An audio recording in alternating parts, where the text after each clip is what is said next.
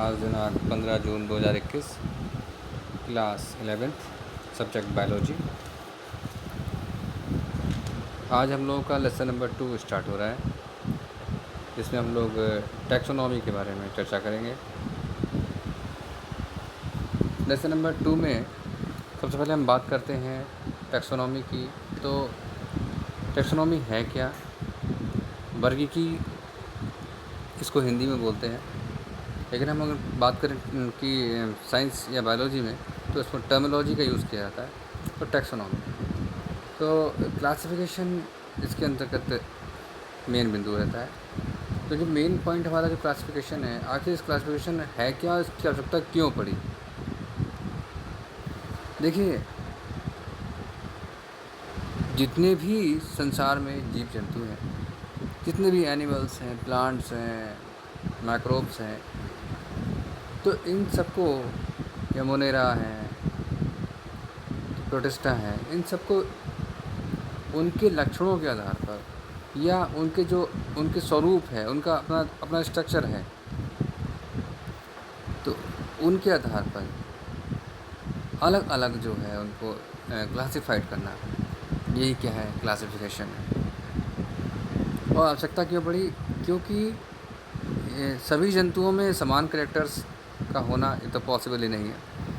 सब अपनी जाति विशेष में तो सामान्य हो सकते हैं, एक जैसे हो सकते हैं, परंतु लाखों की तादाद में प्रजातियाँ होने के कारण सब में डिफरेंस या वेरिएशंस हैं।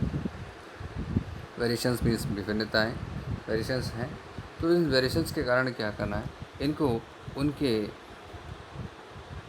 कैरेक्टर्स, उनके स्ट्रक्चर, इंटरनल या एक्सटर्नल स्ट्रक्चर के कारण उनको अलग अलग ग्रुप में डिवाइड करना या क्लासिफाइड करना, इसी को हम क्या कहते हैं, क्लासिफिकेशन कहते हैं। तो संसार में व्याप्त सभी जीवों को उनके लक्षणों, गुणों एवं संरचना के आधार पर अलग अलग समूहों में यानी ग्रुप्स में रखने की क्रिया वर्गीकरण या क्लासिफिकेशन कहलाती है। वर्गीकरण का अध्ययन जीव विज्ञान की यानी बायोलॉजी की वर्गीकरण विज्ञान या वर्गीकी यानी टैक्सोनॉमी में किया जाता है। ये जो इसकी ये मेन ब्रांच है, इसकी टैक्सोनॉमी में किया जाता है।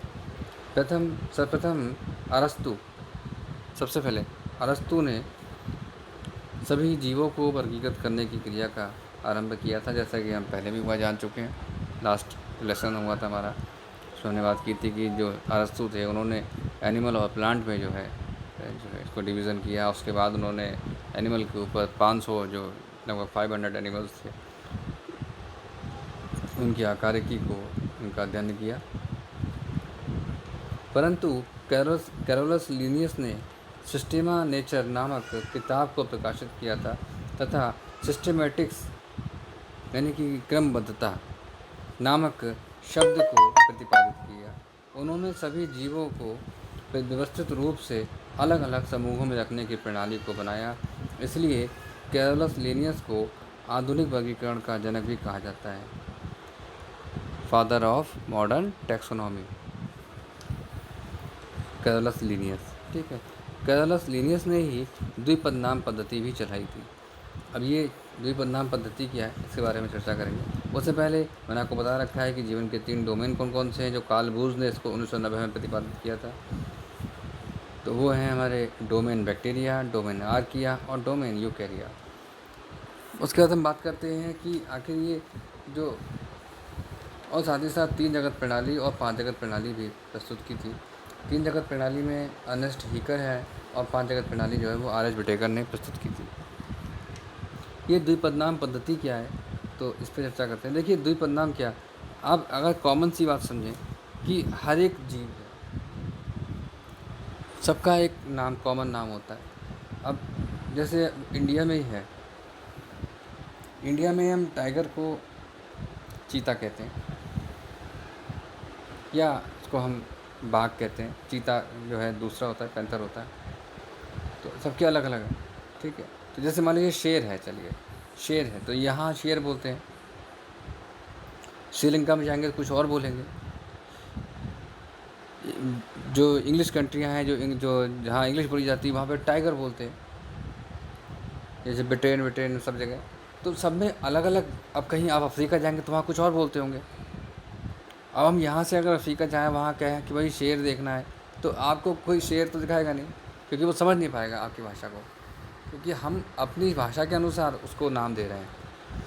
लेकिन कोई एक ऐसा नाम होना ज़रूरी है कि जिससे वो जो एनिमल है या जो ऑर्गेनिज्म है वो पूरे वर्ल्ड में एक ही नाम से जाना जाए, कि जिससे हम कहीं भी जाएं तो उसकी पहचान हो सके और आइडेंटिफिकेशन हो सके, किसी कहीं भी वर्ल्ड में कोई स्थान हो। तो जैसे कि हमारा अब शेर है, इसका नाम क्या है? शेर का नाम फेलिस लियो है। अब आप चाहे इंडिया में हैं या अदर कंट्रीज़ कहीं पे भी हैं, तो उसको फेलिस लियो जैसे ही हम बोलेंगे तो वो कहेंगे हाँ शेर की बात हो रही है। तो इस प्रकार से ये, अब फेलिस लियो में देखिए आप, एक फेलिस है दूसरा लियो है, तो एक फेलिस है दूसरा लियो। ऐसे ह्यूमन यानी कि जो मनुष्य है उसका नाम क्या है? Homo sapiens sapiens. तो अगर हम बात करें होमो सैपियंस क्या है आखिर ये, तीसरे सैपियंस की बात तो मैं बाद में करूँगा आपको, लेकिन आखिर ये होमो सैपियंस क्या है? तो एक होमो है दूसरा सैपियंस है। तो जैसे किसी का नाम कुछ है, किसी का रमेश होता है, किसी का सुरेश होता है, किसी का कुछ किसी का कुछ। तो इस प्रकार से जो नाम है, अगर हम संसार में देखें तो बहुत सारे लोग हैं। तो कितने इतने सारे लाखों लोगों को, करोड़ों लोगों को, अरबों लोगों को जो है क्लासीफाइड करना तो असंभव बात है, या उनको आइडेंटिफाई करना तो असंभव बात है। भाई यहाँ का रमेश तो यहीं मिलेगा, वहाँ तो ना मिलेगा। तो लेकिन अगर हम बात करें मनुष्य की प्रजाति की, तो उसको हम कैसे आइडेंटिफाई करेंगे? तो उसको हम होमो सैपियंस के नाम से जो है आइडेंटिफाई करेंगे। वर्ल्ड में हम कहीं भी चले जाएँ, जब बात होमो सैपियंस की हो रही है तो यानी समझ जाइए कि बात मनुष्य की हो रही है। तो द्विनाम पद्धति क्या है? इसमें इसके अंतर्गत सभी जीवों को दो नाम दिए जाते हैं, जिसमें पहला नाम जो होता है वो वंश का होता है, यानी जीनस का होता है, और दूसरा नाम जाति का होता है, जैसे स्पीसीज कहा जाता है। जब यहाँ बात जाति की चल रही है तो मैं यहाँ बता दूँ आपको कि जाति जो होती है वो वर्गीकरण की सबसे छोटी इकाई होती है। पूरे वर्गीकरण की सबसे छोटी इकाई, सबसे लास्ट में जाके जाति होती है। उसके बाद कुछ वैज्ञानिकों ने इसे उपजाति में कन्वर्ट कर दिया, इसके बाद भी बना दी। इन्हीं दोनों नामों के द्वारा ही जब जीव वह जीव समस्त संसार में जाना जा सकता है। जैसे मेढक का नाम जैसे राना टेकरीना है, तो मेढक को हम लोग फ्रॉग कहते हैं, तो कहीं फ्रॉग बोले हैं, मेढक बोलते हैं, कहीं कुछ बोलते हैं, गांव में कुछ और बोला जाता है। लेकिन जब बात राना टेकरीना की हो रही है तो यानी समझ आइए कि मेढक की बात हो रही है। ठीक है। द्विपदनाम पद्धति के जो नियम बनाए थे कुछ कैरस लिनियस ने, वो नियम क्या है जान लेते हैं। देखिए, द्विनाम पद्धति के कुछ नियम निम्नवत हैं। नंबर 1, जीवों के नाम प्रायः लैटिन भाषा में लिखे जाते हैं। एक भाषा है, लैटिन शब्द कुछ उनके जो है ऐसे हैं जो तिरछे अक्षरों में लिखे जाते हैं, इटैलिक होते हैं। इटैलिक जिनको तिरछा हम जैसे तिरछा लिखते हैं ना, वो तो इटैलिक शब्दों में रहता है उसको। लैटिन एक भाषा है, ठीक है, और इटैलिक मीन्स तिरछा होना, तिरछा होकर लिखना। दूसरा है, पहला नाम वंश का होता है, दूसरा नाम जाति का होता है। ठीक है, यानी पहला नाम जीनस का, दूसरा नाम स्पीसीज का होता है। जो जीनस का जो पहला अक्षर होता है वो हमेशा बड़ा होता है, और स्पीसीज का जो पहला अक्षर होता है वो हमेशा छोटा होता है। और एक खास बात होती है, एक बार अगर नाम रख दिया तो उसको फिर बदला नहीं जा सकता। एक बार जो नाम पड़ जाता है जिससे भी एनिमल का या प्लांट का, तो उसको हम चेंज नहीं कर सकते। इसके बाद बात आती है त्रिपद नाम पद्धति। तो देखिए, त्रिपद नाम क्या होता है? कभी कभी क्या होता है, कुछ प्रजातियाँ इतनी ज़्यादा मैच कर जाती हैं, लेकिन फिर भी उनमें कुछ डिफरेंस उत्पन्न आ जाता है। जातियाँ तो बिल्कुल सेम ही हैं, लेकिन उनमें वेरिएशंस के कारण, कुछ विभिन्नताओं के कारण हल्का सा अंतर आ जाता है, जिनसे वो अपने पेरेंट्स से थोड़ा अलग हो जाते हैं। तो इस प्रकार से वो कुछ उपजातियाँ बन जाती हैं। तो जैसे कि कुछ जातियों को छोटी छोटी उपजातियों में बांटा जाता है। ये जैसे इस प्रकार 3 शब्दों के नाम से 3 शब्द हो जाते हैं उसमें। पहला क्या होता है? जीनस, दूसरा स्पीसीज, और तीसरा सब स्पीसीज। जैसे कि होमो सैपियंस सैपियंस, मैंने अभी नाम बोला था, होमो सैपियंस सैपियंस। तो होमो क्या है? होमो जीनस है, यानी जो हमारा वंश चला आ रहा है, तो हम होमो वंश से आते हैं। मैं ही नहीं, आप भी, हम सब लोग जितने भी मनुष्य हैं, इसमें स्त्री पुरुष दोनों आते हैं। सैपियंस उसकी जाति है, यानी स्पीसीज है, और सैपियंस जो सेकंड सैपियंस है वो क्या है? उसकी उपजाति है। आप कहेंगे सर ये सैपियंस क्या 2 बार क्यों लिया? लेकिन सैपियंस माने होता है होमो, जो हमारा वंश चला आ रहा है। सैपियंस मीन्स होता है बुद्धिमान, और सैपियंस मतलब सर्वबुद्धिमान।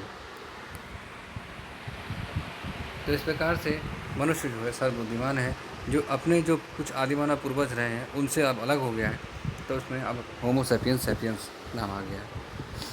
तो कुछ वनस्पतिक नाम मैं बोल रहा हूँ, इसमें गुलाब, रोज़ा इंडिका, सूरजमुखी है, हेलियंथस एनस, गेहूँ है, ट्रिटिकम एस्टिवम, धान है, ओरिज़ा सटाइवा, लीची चाइनेंसिस, सरसों, ब्रेसिका कंपेस्टिस, आम है, मेलिफेरा इंडिका, और बुलेट है, हिबिस्कस रोजा साइनेंसिस। उसके बाद है वर्गीकरण की क्रमबद्धता क्या है? देखिए, सबसे पहले मैंने आपको बताया था कि सबसे छोटी इकाई है वो क्या है? जाति है। फिर वंश आता है, उससे ऊपर कुल होता है, उससे ऊपर गण होता है, उससे ऊपर वर्ग होता है, उससे ऊपर संघ होता है, फिर जगत। इस प्रकार से पूरा एक क्रम बना होता है। इसके बाद हम बात करते हैं, अगर यहाँ हम देखें तो बहुत सारी जातियों से मिलकर क्या बनता है? वंश बनता है। बहुत सारे वंश से मिलकर क्या बनता है? कुल बनता है। बहुत सारे कुलों से मिलकर क्या बनता है? गण बनता है। बहुत सारे गणों से मिलकर क्या बनता है? वर्ग बनता है। बहुत सारे वर्गों से मिलकर क्या बनता है? एक संघ बनता है। और लगभग 10 संघ हैं एनिमल में, और 12 संघ, और 10 संघ हैं लगभग उसमें, 12 संघ उसमें हैं प्लांट में। तो अगर हम बात करें संघों के, संघ से मिलकर क्या बनता है? जगत बनता है। अब ये पादप जगत है, और जगत की मिला कितने हैं? 5 जगतों में बांटा है। अभी मैंने बताया था आपको 5 जगत प्रणाली किसने दी थी? RH विटेकर ने दी थी। चलिए अब बात करते हैं हर्बेरियम। इसके नेक्स्ट जो हमारा टॉपिक है हर्बेरियम है। इसके अंतर्गत मान्य वर्गीकरण पद्धति के अनुसार पौधों एवं उनके विभिन्न भागों को हर्बेरियम शीट पर चिपकाया जाता है। चिपकने से पहले पौधों एवं उनके भागों को विधि अनुसार सुखाया व दबाया जाना आवश्यक होता है। पौधे के सरस भागों को 4% फार्मेलिन घोल के साथ शीशे के जार में रखा भी जा सकता है। उसके बाद है, जैसे कि आप लोग अपने स्पॉट्स देखते हैं ना, तो उसमें क्या है, वो जो वाटर जो आप सोचते हो पानी है, उसमें 4% फार्मेलिन का घोल होता है। उसके बाद है भारत के प्रमुख जो वनस्पति संग्रहालय हैं कौन कौन से हैं? Forest research institute FRI Dehradun है, herbarium of the Indian botanical garden Kolkata, herbarium of the national botanical garden Lucknow, Madras herbarium agriculture college of and research institute Coimbatore, और herbarium of botany Indian agriculture research institute Delhi IARI।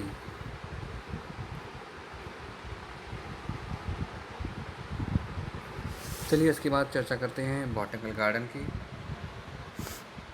देखिए, अनेक प्रकार के पौधों की जातियाँ लगाकर उन्हें सुरक्षित रखने के लिए संपूर्ण क्षेत्रफल को चारों ओर से घेर लिया जाता है। इन्हें इस घेरे हुए जो क्षेत्रफल होता है इसको हम बॉटनिकल गार्डन कहते हैं। सबसे पहले बॉटनिकल गार्डन का विकास पिज़ा इटली में हुआ था 1543 सन ईस्वी में। प्रथम वनस्पतिक उद्यान की स्थापना थियोफ्रास्टस ने 370 से 285 BC यानी कि बिफोर क्राइस्ट यानी ईसा पूर्व में की थी। संसार का सबसे बड़ा botanical garden royal botanical garden Q England में है। यह सबसे बड़ा हर्बेरियम भी है। तो हर्बेरियम कहें या बॉटनिकल गार्डन कहें, लगभग इनकी समान होता है, इनके कार्य भी समान होते हैं। उसके बाद आती है म्यूज़ियम की बताती है। तो म्यूज़ियम क्या है? म्यूज़ियम में अध्ययन के लिए परिरक्षित यानी प्रिजर्व्ड पौधों एवं जंतुओं के नमूनों को सुखाकर परिरक्षित करते हैं, यानी कि उनको सेव करते हैं। कीटों को यानी इंसेक्ट को मारने के बाद डिब्बों में पिन लगा कर रखते हैं। कुछ जंतुओं को जो है प्रिजर्व्ड घोल यानी कि जो हमारा 4% फॉर्मेलिन घोल है में डुबो कर रखा जाता है। म्यूज़ियम में प्रायः जंतुओं के कंकाल भी रखे जाते हैं। जैसा कि आप सामने देख रहे हैं, डायनासोर का कंकाल है, जो कि खुदाई में कई बार डायनासोर कंकाल मिले हैं। ऐसा माना जाता है कि पृथ्वी पर डायनासोर का एक समय रहा है, एक काल रहा है, एक युग रहा है, तो जहाँ पर डायनासोर रहते थे, जो सरीसृप की श्रेणी में आते हैं, रेप्टाइल्स की श्रेणी में आते हैं। चलिए, आज की श्रृंखला में इतना ही। इसको आप लोग कॉपी पर नोट करिएगा, साथ ही साथ इसे याद भी करिएगा। Thank you so much.